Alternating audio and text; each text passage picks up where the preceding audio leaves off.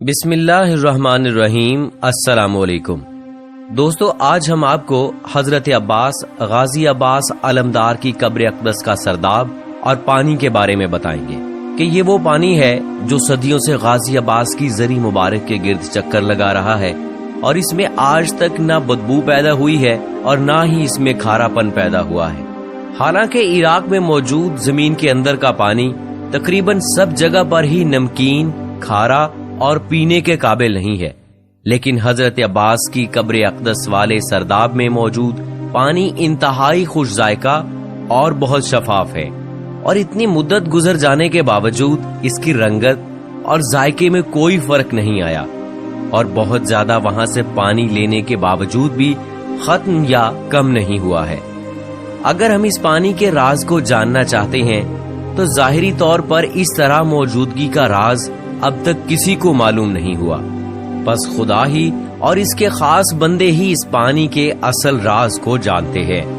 اس راز کے بارے میں آج کی اس ویڈیو میں ہم بات کریں گے، لیکن آپ سے گزارش ہے کہ اگر آپ نے ابھی تک ہمارا چینل #سبسکرائب نہیں کیا تو ابھی سبسکرائب کر لیں، اور ساتھ میں گھنٹی کے نشان کو ضرور دبا دیجئے تاکہ آئندہ آنے والی ویڈیوز کا نوٹیفیکیشن آپ کو بر وقت مل سکے۔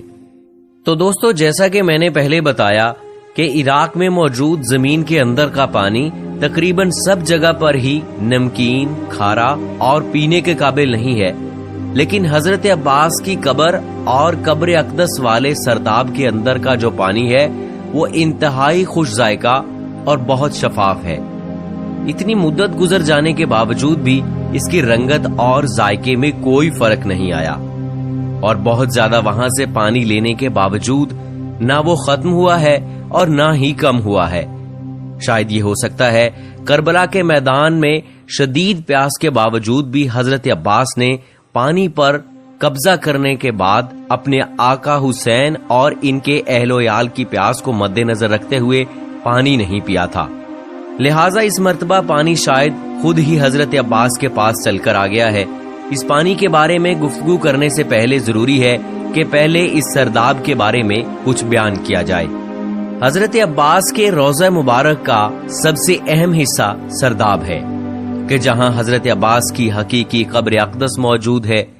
یہ سرداب 8ویں صدی ہجری میں بنایا گیا تھا، لہٰذا اس زمانے میں فن تعمیر کے مطابق اوپر والے حصے کی نسبت سرداب کی دیواریں انتہائی عریض اور موٹی بنائی گئی ہیں، بلکہ اوپر والی عمارت کی دیواریں سرداب کی آدھی چوڑائی سے بھی کم موٹی ہیں، لہٰذا اس وجہ سے قبر مبارک والا پورا سرداب اوپر والی عمارت کے برعکس بہت ہی تنگ ہے۔ اس میں موجود گیلریاں اور راستے دیواروں کی بہت زیادہ چوڑائی کی وجہ سے تنگ گلیوں کے مشابہ ہیں۔ سرداب کی عمارت کے بارے میں بیان کرتے ہوئے ہم کوشش کریں گے کہ حرم کے نئے ادارے کے زیر نگرانی، جو کہ 2008 سے عراق کی کمپنی شرکت العلوق العراقیہ کی طرف کی جانے والی سرداب میں ترمیم اور تعمیر کو بیان کرنے کے ساتھ ساتھ اس جدید تعمیر اور ترمیم سے پہلے والی حالت بھی بیان کریں گے۔ صحن کے شمال مشرقی حصے میں زری والی عمارت کو شمالی گیلری کی دیوار میں خوبصورت نقش و نگار والا دروازہ لگا ہوا ہے۔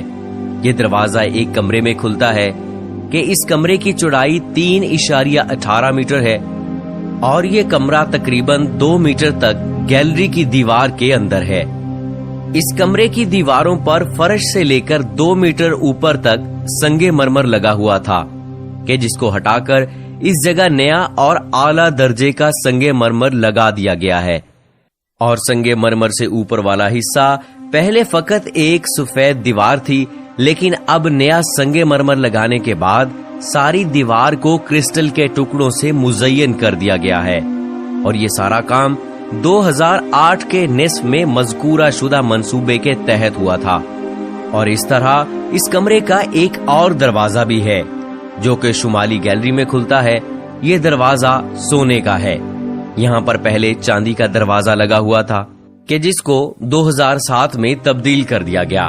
اس کمرے کے تقریباً درمیان میں زمین میں ایک لوہے کا دروازہ ہے۔ یہ دروازہ اس راستے پر کھلتا ہے جو سرداب کی طرف جاتا ہے۔ یہ راستہ 8 سیڑھیوں پر مشتمل ہے، और 8 सीढ़ियों के बाद सरदाब का फर्श शुरू होता है।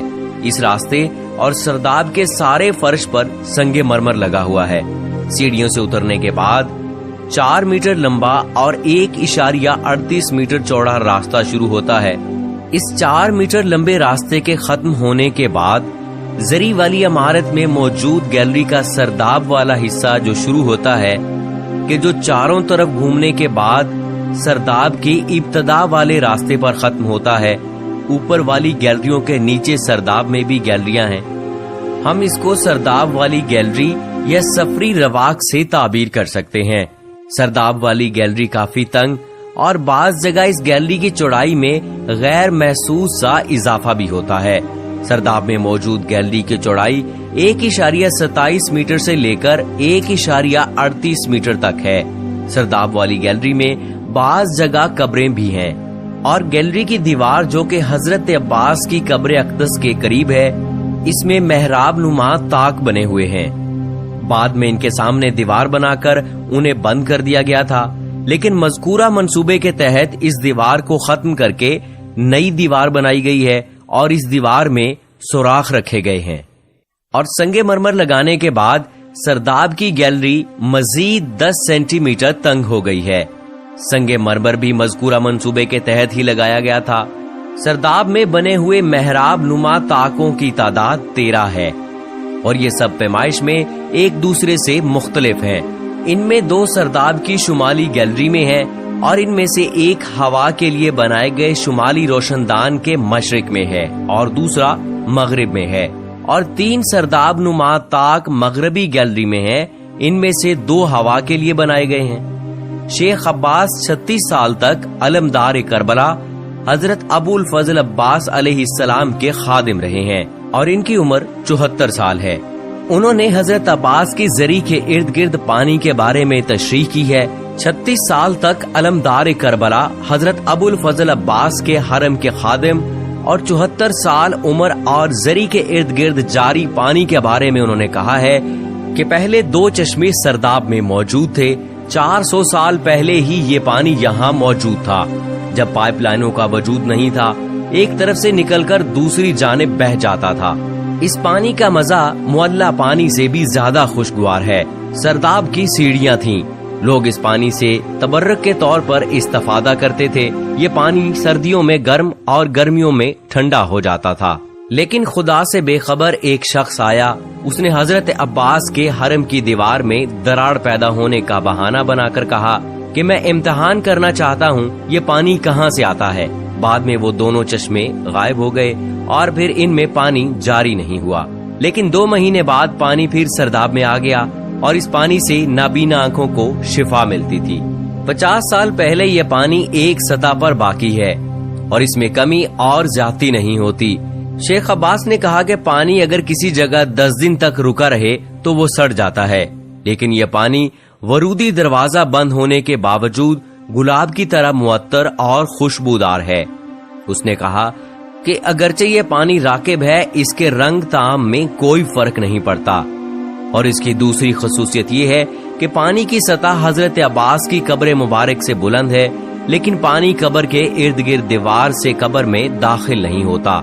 आप ये हिसाब लगाइए अल्लाह सुब्हाना व तआला का कैसा मौजज़ा है और किस कदर ये खूबसूरत बात है कि ज़रार में पानी जो है वो दाखिल नहीं होता। जरी के इर्द गिर्द पानी जो है वो मौजूद है। 400 साल पहले से ही ये पानी मौजूद है, लेकिन अब तक इस पानी में बदबू पैदा नहीं हुई और ना ही इस पानी में कोई कसाफतें पैदा हुई हैं। हालांकि चंद दिन पहले तक बल्कि चंद घंटों तक भी अगर पानी इस तरह से खड़ा रहे तो इसमें कसाफत पैदा होना शुरू हो जाती है। तो हजरत अब्बास अलमदार का ये मौजज़ा है और अल्लाह सुब्हाना व तआला की तरफ से ये वाज़ेह पैगाम है कि अहले बैत की पैरवी लाजमी है और ये भी वाज़ेह पैगाम है कि अहले बैत बारहक थे। अल्लाह सुब्हाना व तआला हमें अपने बताए हुए तरीकों के मुताबिक जिंदगी गुजारने की तौफीक अता फरमाए। सो दोस्तों, इसके साथ ही हमारी वीडियो का इख्तिताम हुआ चाहता है। आपसे गुजारिश है कि अगर आपने अभी तक हमारा चैनल #सब्सक्राइब नहीं किया तो अभी सब्सक्राइब कर लीजिए और साथ में घंटी के निशान को जरूर दबा दीजिए ताकि मुस्तकबिल में आने वाली हर नई वीडियो का नोटिफिकेशन आपको बर वक्त मिल सके। तो दोस्तों, दोबारा हाजिर होंगे किसी नए टॉपिक के साथ। मुझे इजाजत दीजिएगा। फी अमान अल्लाह।